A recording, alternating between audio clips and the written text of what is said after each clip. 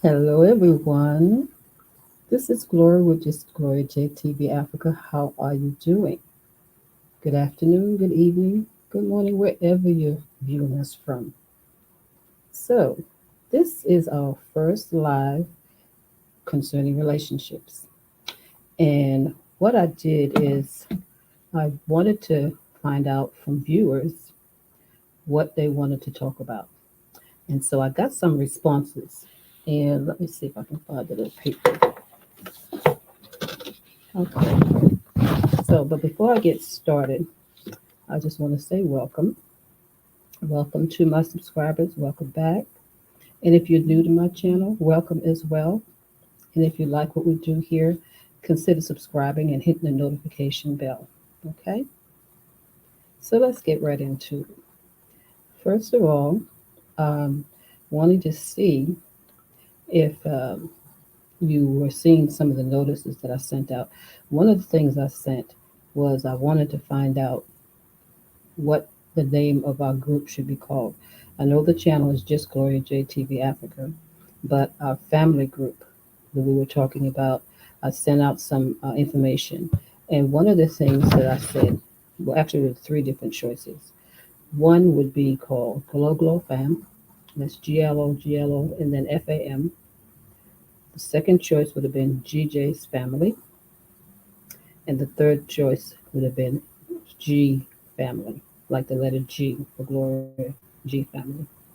So the response that I got looks like we might be calling our family group for this channel Glow Glow Fam. That's GLO Fam, FAM. So that's what it looks like so far. And that's what we'll be calling our group, Glow Glow Fam. Okay. So in our discussion concerning relationships, want to talk about relationship with family, relationship with friends, relationship with significant others, and any other relationships that you think are important, like business relationships, relationships in employment, and things like that. However, what I did is I located a video. It's a TED Talk, and it's called The Four Habits of All Successful Relationships. Now, as I listened to it, it kind of gave me some inspiration in terms of it could be used for significant others, but I think it could be stretched and used in different relationships as well. So I'm going to try to wait and see if anybody else comes on so that you don't miss anything from that video. But in the meantime, if you are watching this as a replay, I want to welcome you as well and consider subscribing if you haven't done so already. Okay?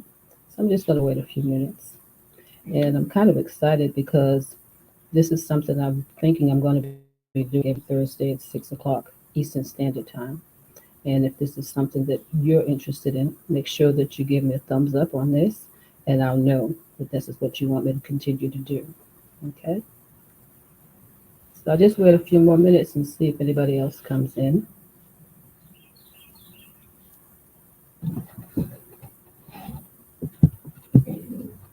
Okay.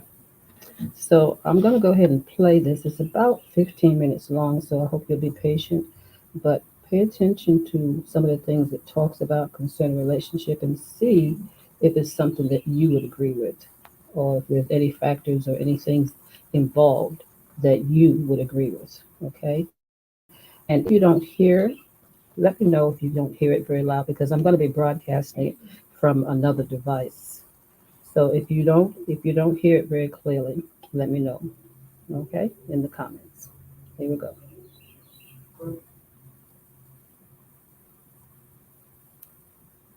Have you ever stopped to think, why is it that only very few people have an amazing relationship? Did they just get lucky? Are they the chosen ones, perhaps? I think seriously, most of us would agree, wouldn't we, that great relationships take work. The problem is, more often than not, we have no idea what to work on. Well, over the last 20 plus years now, working with countless couples, we've observed that all successful relationships, every one of them, exhibit 4 simple yet fundamental habits which we want to share with you over the next 15 minutes or so.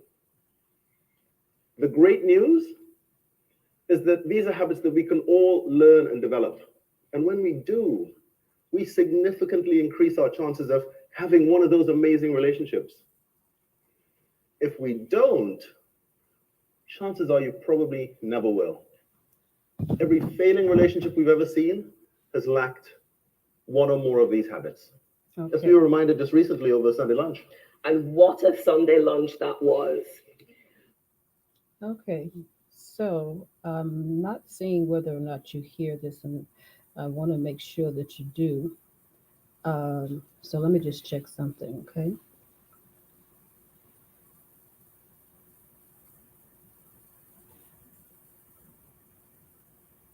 I'll be right back with you.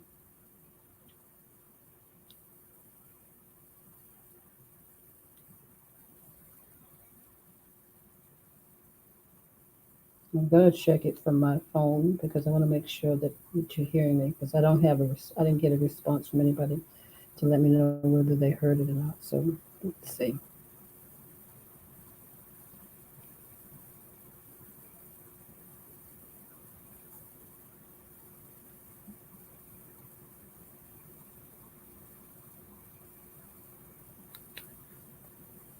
Well, I'm going to go ahead and continue to play it, and we'll see. We met this couple socially, connected well with them because we shared similar city backgrounds. Let's call them Rachel and Steve. So we invited them to have lunch with us to discuss the business that Steve wanted to launch. But as we ate and chatted, we started sensing that Rachel wasn't happy at all. So I leaned across and I said, Rachel, what do you think about this business idea? And her response said it all. I know nothing about this, and he never discusses anything with me. So John and I just exchanged quick glances to say, this is serious, but we're going there. And then suddenly, the thin wallpaper covering the cracks just started to peel off.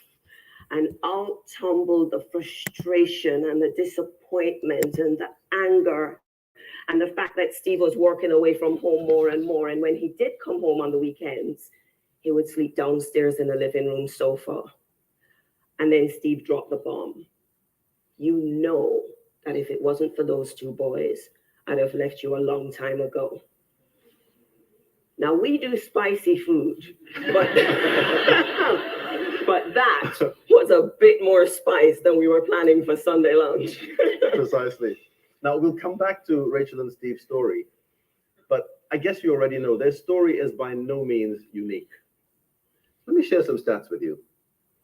With divorce rates around 40% in much of the developed world, and cohabiting couples breaking up at much higher rates of 60 to 70%, the stats tell us that around half, 50% of all long-term couples simply not going the distance.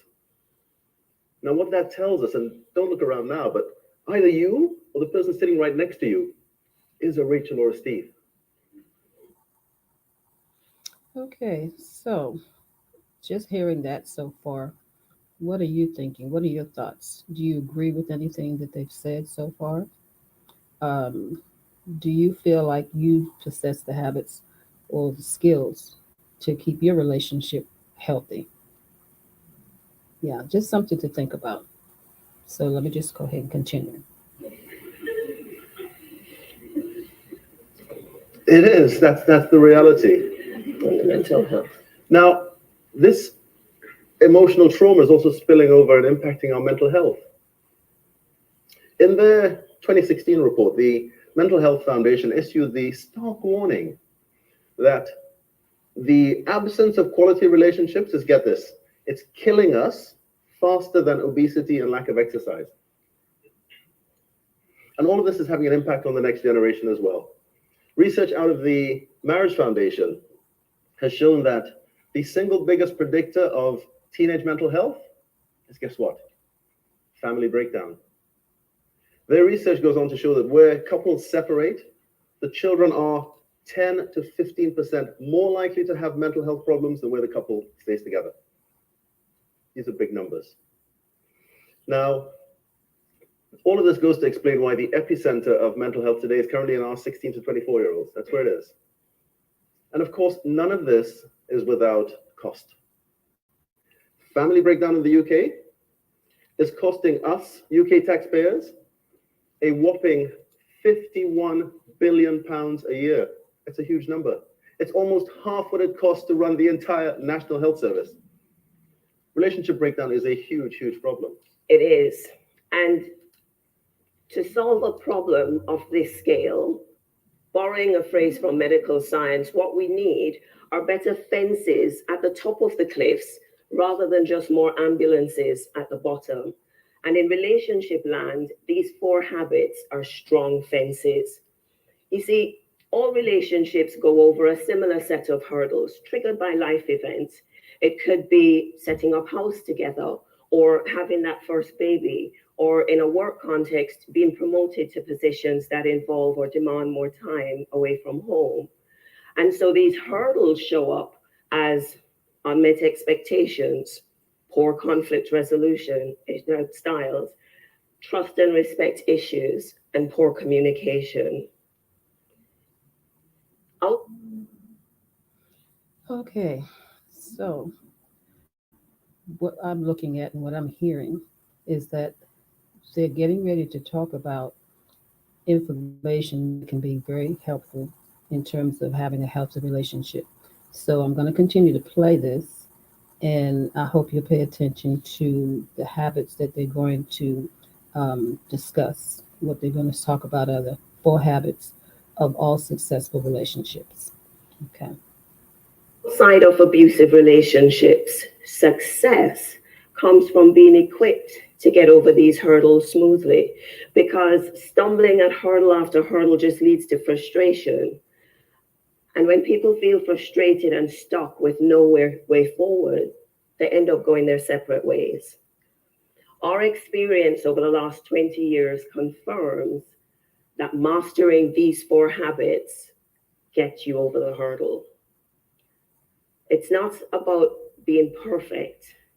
We're not perfect, but it is about being intentional in developing the habits. Shall we share the habits? Yeah. Okay.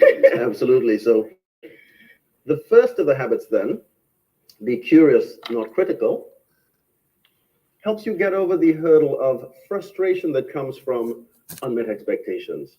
And we learned this one ourselves the hard way. Our story goes all the way back to 30 years ago when we first met at business school, when Andrea came to the UK to get her master's and ended up getting her Mr. as well. And don't let the current hairstyle fool you. That was me back then. Anyway, a few years on, we set up in business together, and it took us all of about 3 months before the wheels started to come off, because very quickly we realized that our different work styles were grating against each other. Now, and because now we had all our eggs in one basket, the financial pressure was just huge on us. So everything became a problem, even simple things. Now, for some couples, it's the toilet seat, up or down. For us, the single biggest predictor was the state of our desks. One was very organized, yeah, and one was more like organized chaos, shall we say. And the challenge, the problems would happen, the arguments, when we had to swap desks to use the single desktop computer that we had. This is 25 years ago. But now, because we're together 24/7, the problems would follow us home. So many a night was spent in tension, hugging the edge of the mattress rather than each other. So forget about any physical action. We weren't even touching toes back then. You talk about wallpaper over the cracks. Now, it was Einstein who said, you cannot solve a problem with the same level of thinking that got you there. So in desperation, we looked around, we said, how can we change these mindsets that we have? And we came across a material that helped us understand that actually our biggest source of frustration was really just our strengths, just unrecognized unappreciated, and out of balance. So habit number one, be curious, not critical, is all about investing the time to understand how we're wired differently so that we can learn to play to our strengths rather than waste time and energy criticizing differences. So given these differences, habit number two, be careful, not crushing, helps us get over the hurdle of poor conflict resolution styles. Our natural fight or flight responses are very me-centered. It's about looking after me and my interests rather than being us-centered. So we need to literally reprogram these automatic responses by developing the skills and habits that allow us to turn up better to conflict situations, to take care of each other through the process, to work towards genuine resolutions, no matter how angry we might be with each other. One of the disciplines that we developed was to set ground rules, which are boundaries that would control our behavior in conflict situations so that we didn't keep falling at this hurdle over and over again. For example, we agreed we would never hit each other, we would never walk out the house in anger, and we would never threaten divorce just to be spiteful. Let's face it, we're going to disappoint and frustrate each other from time to time. Anybody who says they never argue either lack passion or they are lying through their teeth. But All right, so the first two, I think, are very important items. The first one talks about unmet expectations. And let's see, it says, be curious and not critical. So I think that makes a lot of sense because since we are different individuals, we're not always going to think the same way. We're not always going to have the same perspective. So we have to respect that in each other and listen to each other. Listen to my view. I listen to your view, and we may agree or we may not agree, but it doesn't matter. It's just that we're respecting each other enough to try to understand what each one is saying to the other. And then the second one, the boundaries. Yeah, setting boundaries is very important in terms of how you want to treat each other. So think about maybe what your boundaries are. And in the comment section, you can make some comments in terms of what your boundaries would be, particularly, say, for an example, in a relationship with a significant other. So I'm going to go ahead and continue. habit two, be careful, not crushing, helps us learn how to work together, argue well, treat each other with care, and come out stronger together. For sure. And habit number three, ask, don't assume, helps you get over the hurdle of frustration that comes from mistrust and disrespect that can creep into relationships. So back to Rachel and Steve.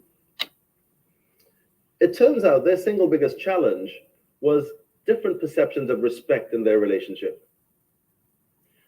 Although they came from the same cultural background, Steve had grown up with a very traditional mindset. And his expectation was that his wife would be like his mom and do for him like mom did for dad.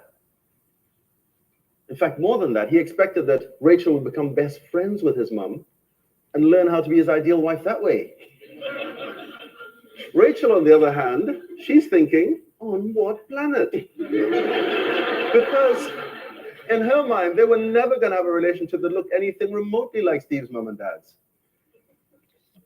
Now, recognizing that they needed additional information to reframe the challenges in their minds, we shared with them some material around mutual respect and how to agree roles and responsibilities in the different seasons of life.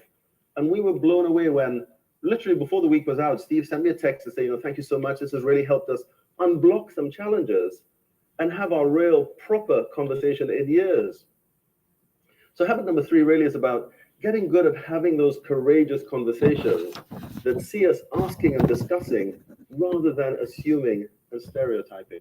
And that leads us neatly onto habit number four, connect before you correct, which is about learning how to communicate real value and appreciation and holding back on our insatiable need to give constructive feedback. When you live and work with somebody day in, day out, it is so easy to take them for granted and just to be constantly on their back. But as the saying goes, people go where they feel welcomed, but stay where they feel valued. So we need to be deliberate about finding meaningful, specific ways that build warmth in the relationship. And that can sometimes be simply breaking the routine. For us, we've been known to disappear in the middle of the working day to go to the movies after a period of intense workshop delivery. And 25 years on, we still take date night seriously to keep the fun and the anticipation and the intimacy in the relationship. Otherwise, we risk losing the magic and just become functional around the grind of work and talking about children and cooking and laundry. And we signed up for more than that. So habit number 4, connect before you correct. Oh no, let's be real before I say that. If we get really good at connecting in our routine conversations, guaranteed you'll be connecting in the bedroom as well. So habit number 4, connect before you correct, is about being deliberate about shifting that balance to connecting before we correct each other. Now, Yeah, very, very great stuff. Um, so, habit number 3, having a good conversation. Now, one thing I know is that in some families, um, we don't have that great communication. It's not even because we don't want to, it's probably because we didn't have that experience maybe growing up in order to pass that on to our children, or have that passed on to us so we can pass it on to our children. So me myself, I am a person that wants to continually learn, wants to continually improve. So when I came across this TED talk, I thought this would be great, to add to our first relationship live stream. So again, with number 3, having a conversation with each other instead of assuming. And I know I'm a overthinker myself. So sometimes I do take it upon myself to think, well, maybe the person meant this or maybe they meant that. And what I have found myself doing lately is making certain that I try to find out for sure what the person is saying, try to understand what they're saying as opposed to overthinking in my own terms without even getting any facts. So let me know in the comments your thoughts on this. How important do you think it is for us to speak to each other whenever we have something on our mind instead of making assumptions? So make your comments, okay? And then number 4, where it says to connect before you correct. So I know in my family sometimes um, well, I'll put it like this, let me back up. A lot of us have very strong personalities in my family, all right? And because of that, sometimes when we have conversations, myself included, sometimes we have conversations and we want to, speak to each other in terms of preaching, just speaking our side of the story or speaking what we believe is the truth about a certain situation. Whereas a better way, I think, from listening to this is to connect with positive thoughts and positive conversation in terms of before we even start trying to make any corrections or make any assumptions about anything. Just have a warm conversation, a warm greeting, a warm, just I don't even know how to put it into words, but I think they're telling it better than I can say it because I'm still learning. As long as I've been in this world, I know that I don't know everything. And even though this is something I probably should know, this is something I still have to work on. All right. So connect before you correct. Build a warmth in your relationship. So I like what they said where people go where they feel welcomed. However, they stay where they feel valued. So I think that's something that we can keep in mind when we are in a relationship with friends, family, or significant other. Make each other feel valued. And that's, I think, one of the keys. Okay? Make each other feel valued. So I'm going to put this back. listen, We're not sharing these habits just as nice to have. These 4 habits can literally save lives. Let me share with you how Rachel and Steve's story almost ended. We met up with them 2 weeks later for a coffee. And from their body language, we could tell they were in a much better place. They were holding hands, they were laughing, things were good. But as they opened up and shared about the experience, we were rocked when Rachel, in describing her emotional lows, just paused and said, you know, I found myself thinking that if Steve did go ahead with a divorce, I'd just write him a letter, tell him to look after the boys, and walk in front of a bus. But for a chance conversation with us and a bit of information, tragedy could have struck our friends right under our noses. And so reality hit really hard that day. Relationship breakdown can literally kill us. We're happy to report that Rachel and Steve continue to do well. But we ask ourselves the question, how many Rachels are we missing? And with this growing concern over mental health and well-being, why is relationship equipping still left to chance? Exactly. We all invest in the things that we value. Our education, our homes, our pensions even. So what in the world is stopping us from investing in our relationships? What would the world look like if everyone was practicing these habits of being more curious than critical, more careful than crushing, of asking rather than assuming, and of connecting more than we correct? Here's the thing. When we all start developing and practicing these habits, not only do we significantly increase the chances of our relationships surviving, but now we begin to thrive as individuals, as families, as companies, as nations. And if we can each just take responsibility for developing these habits in our own relationships, together, maybe, just maybe, we'll leave the world a better place for the generations to come. Thank Thank you. you.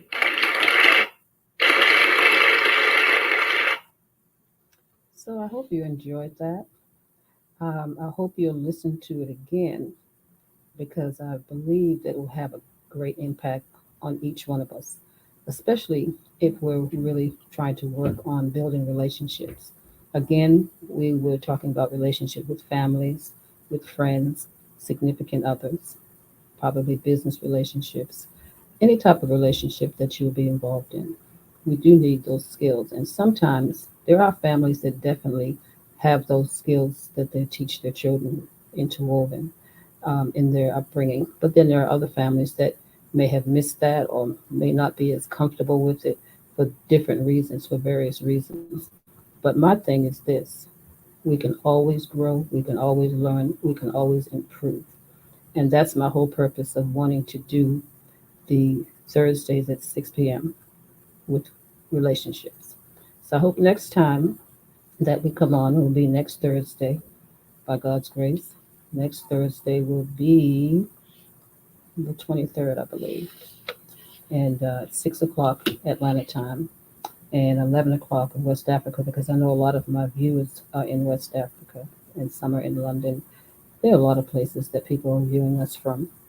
So I hope that you enjoyed this, and I hope that you'll come back on next Thursday.